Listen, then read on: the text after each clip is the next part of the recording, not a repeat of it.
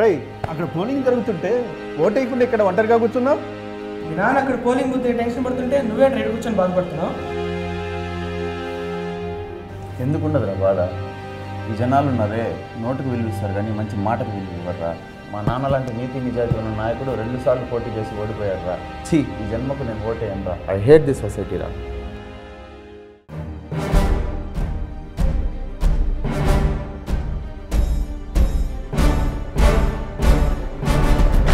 అరే ఒక్క ఓటు తేడాతో తప్పు చేశాను రా. నా ఒక్క ఓటే కదా అని నేను ఒక్కడిని ఓటేయకుంటే ఏమవుతుందిలే అని మీరు ఆలోచించవద్దు. ఒక్క మార్కుతోనే ఒక విద్యార్థి పరీక్ష పాసు అవ్వచ్చు, ఫెయిలు అవ్వచ్చు.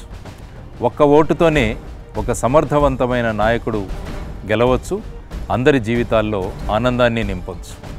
అందువల్ల ప్రజలందరూ ఓటు హక్కును వినియోగించుకోండి, సమర్థవంతమైన నాయకుల్ని ఎన్నుకోండి.